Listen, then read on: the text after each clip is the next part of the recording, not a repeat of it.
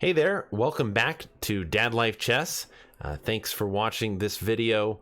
Today I wanted to do something that we haven't done on our YouTube channel yet, but I'm going to review a Chessable course, a brand new Chessable course called The London Attack, an Ambitious Repertoire. When you think of the London system, the words like attacking, ambitious, aggressive, those wouldn't necessarily be the words you would choose to describe it, because oftentimes the London system is considered a very dull and boring opening. That could not be farther from the truth. The London system, played correctly, or as the author of this course likes to call it, the London Attack, is actually a very aggressive and very ambitious repertoire. I've been playing the London system for quite a few years. I was playing it incorrectly for many years, and thanks to Indrik and this course, I've been able to actually work kind of alongside of, kind of beta test this course really for the last year, and it has taught me so much about the depth of the London system, and I'm still learning for sure.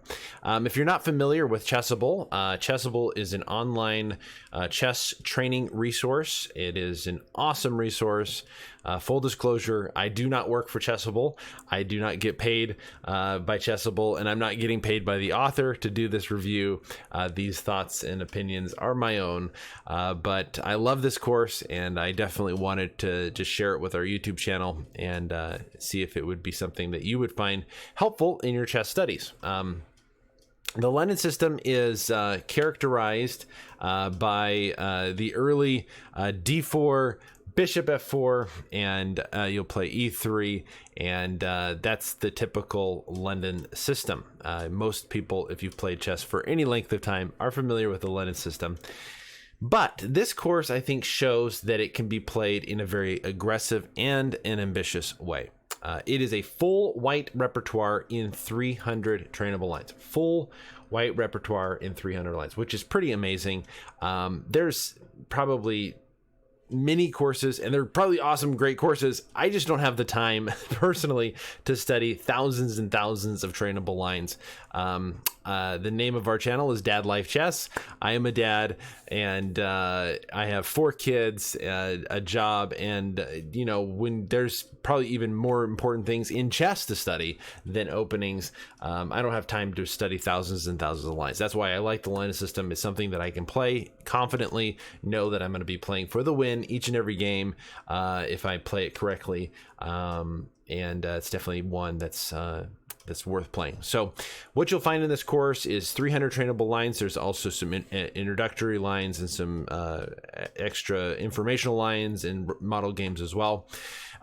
Teaches you all the important things of how to play it correctly. You're not going to be robotically memorizing or playing the exact same moves over and over and over game. Each and every position has its nuances and specific move orders. There is a relentless commitment to attacking play. I really like that about the author.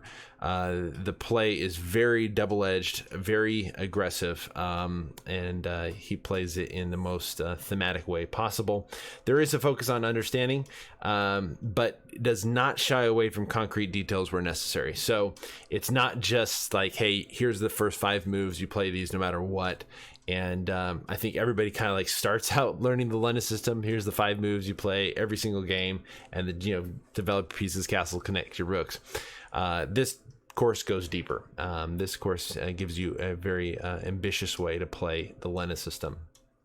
One of the things I really love about this course is the repertoire clashes. Basically, all of the recommended lines for black, the author will show kind of the improvement or the correct way to meet those clash or those repertoires. One chapter I love is the tactics section, and I'll actually kind of go there first and kind of show you some tactics. I really like that. Basically, he breaks it down from easy, medium, and hard tactics. And I'll go ahead and train a few of these and kind of show you a couple of them. I picked out a few that I think would be instructional. But my recommendation be, after going through like the introduction and the themes and the structures, I would just recommend trying your best at this tactics section, and you're probably going to miss a few and you may not understand them all, but work your way through it, then pause those basically and go through the entire course, and then come back at it again and see how well you remember these lines. These tactics are not just random tactics found in all London system games, okay? It's not just like a collection of random London system tactics. These are actually tactics found in what's called the blue clickables. So if you go in a lot of the Chessable lines, there's these side lines, and when black doesn't play the most correct lines, you'll see there's often a tactic there, and that's where these tactics are found. Okay, so I'm going to show you a few of them here. I think with my camera setup, I got to turn my camera off so that way you can see the board well. But we'll look at this tactic here. Okay, so this is a tactic you'll see in the Pirt's defense, basically the Perk defense. You have the early knight c3, the queen d2, bishop h6 here. This is a pretty easy tactic to see, but if you haven't seen it before, it's pretty awesome. Rook takes h5, and then queen g5, and there is no way to stop mate there. And I've actually had this in quite a few of my games online. You'll be surprised at how often they'll fall for that. So another tactic I wanted to show you was this one right here. This is a thematic Greek gift sacrifice. Okay, your opponent just plays a blunder with c4. You can take right there, and then queen to h5 check. And the really awesome maneuver is you're getting your knight over here to threaten checkmate. They'll oftentimes play f6, saying, oh, you can't get your knight in there, but in reality you can, because they take. And then here is the final blunder. Still, white is doing very well, but in this position it is just lights out, because that is checkmate. And then the last one I wanted to show you was this one. And this is an awesome tactic. This is actually one you will see in a lot of your games. And there is a remarkable move in this position, and it's backed up by the computer. And if you're able to play this, your opponent's probably going to be like, what is happening? It is bishop a6, double exclamation point. The tactics all work.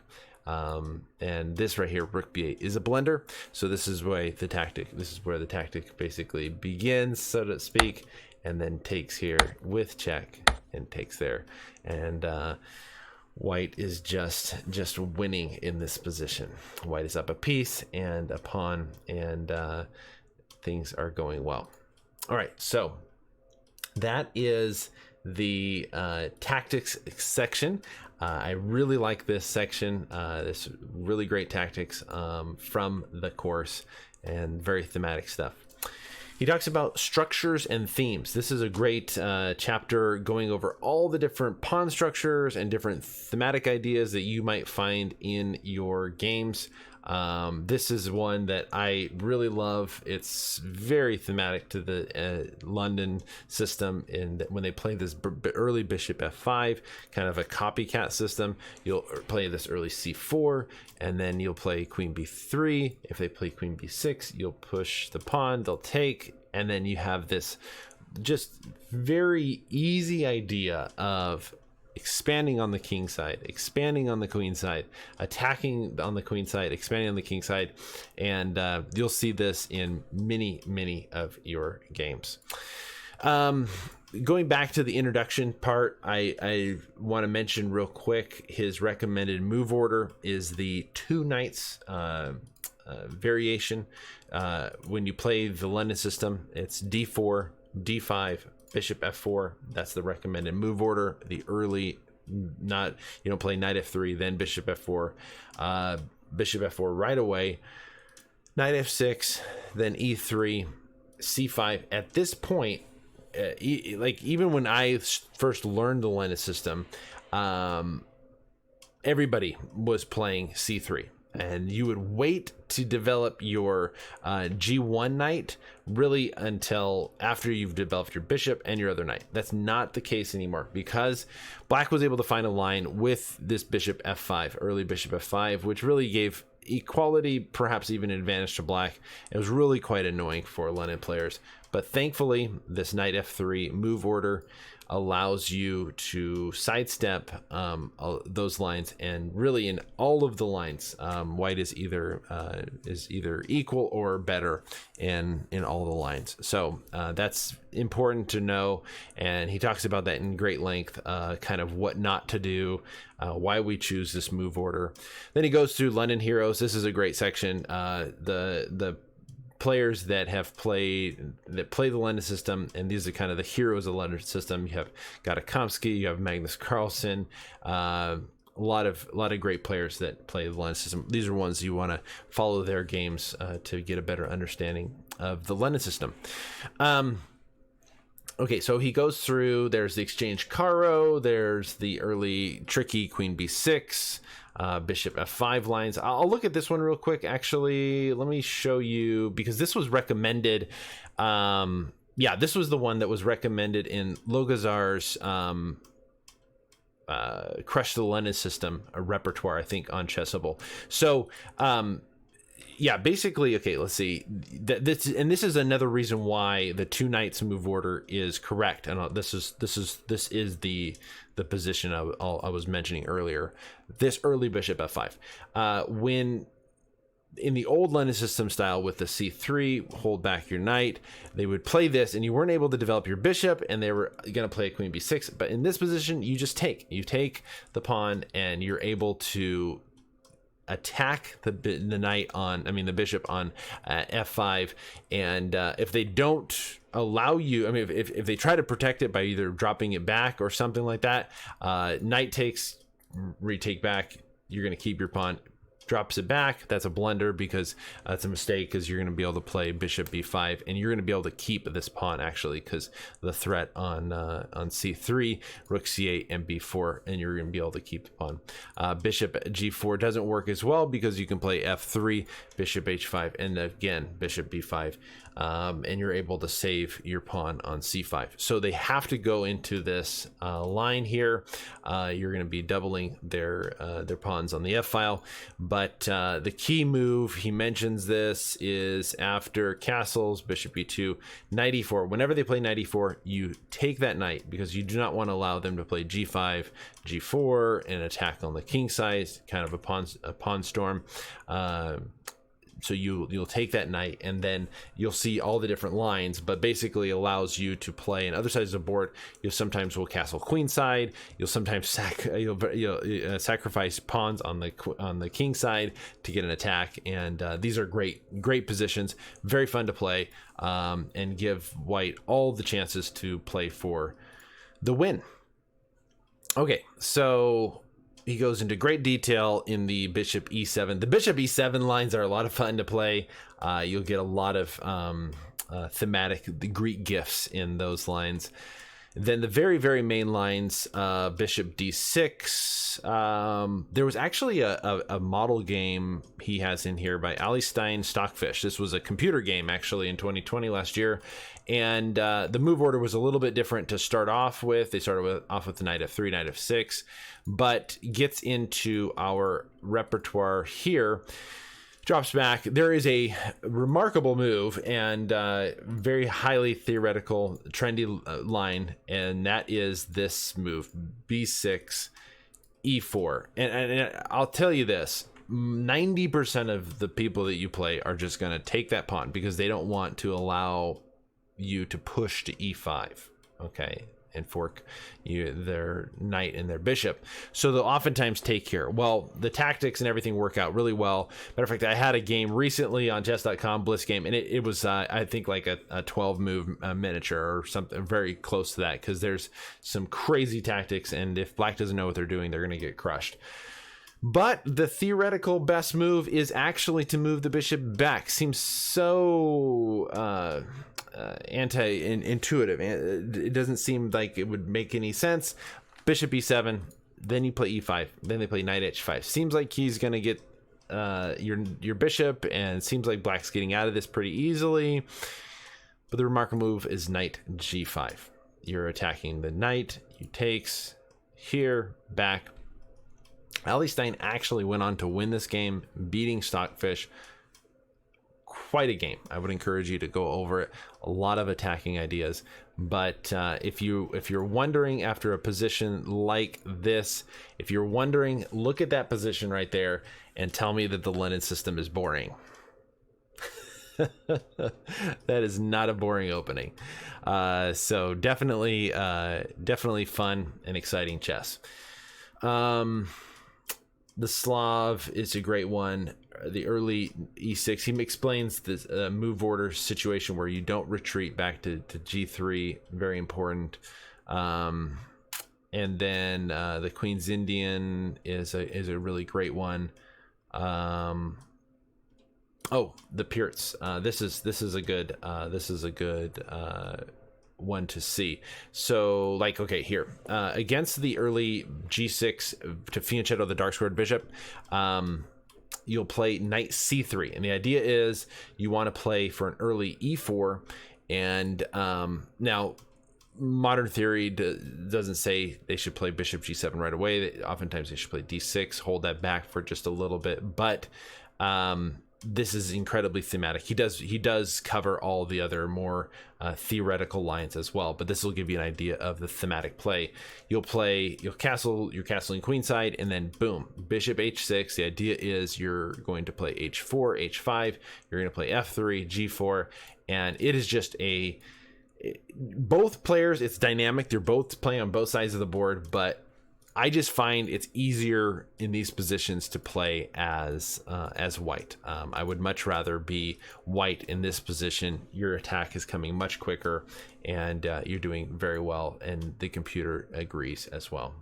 Okay, so the perk is very fun to play as white if you're playing against that, and he actually covers even more recent developments like Selecki's new perk course here on Chessable. He answers the recommended line there as well.